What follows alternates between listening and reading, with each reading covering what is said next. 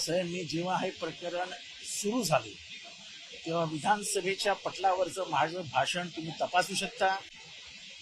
मी तेव्हाच सांगितलं होतं की हे सरकार जे करतं आहे त्याच्याने महाराष्ट्र पेट घेईल आणि महाराष्ट्राचं हजारो वर्षाचं जे सामाजिक स्वास्थ्य आहे त्याच्यावरती भेगा पडतील, त्याची चादर फाटेल.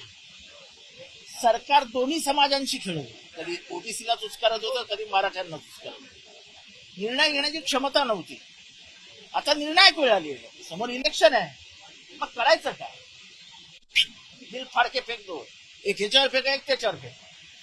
मग तुमच्याकडे 206ची मेजॉरिटी आहे ना, मोदी साहेब आहेत तुमच्यावरती, निर्णय घ्यायला अडचण कुठे तुम्हाला?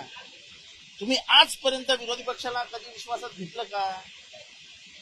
या महाराष्ट्राची राजकीय परंपरा आहे, महत्वाचे सामाजिक प्रश्न उभे राहतात तेव्हा सर्व विरोधी पक्ष एकत्र बसतात आणि त्याच्यातनं मार्ग काढतात. तुम्हाला दोन्ही समाजांना मूर्ख बनवायचे होते, मूर्ख, आणि तुम्ही बनवत गेलात.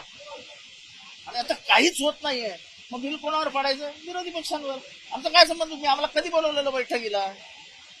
आम्हाला कधी बोलवलेलं का बैठकीला? तेव्हा आता तुमची ताकद आहे, तुम्ही निर्णय घेतलेत, गुलाल उधळले, टिक लावले, शिवाजी महाराजांसमोर शपथ घेतली.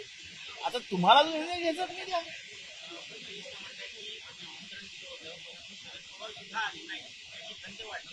असं आहे की पहिल्या दिवसापासून की कालपर्यंत जर तुमचं आमंत्रणामध्ये सातत्य असतं तर आम्हालाही समजलं असं ना चर्चेत काय चालू आहे, कोणाचं काय म्हणणं आहे, कोणाचं काय म्हणणं आहे.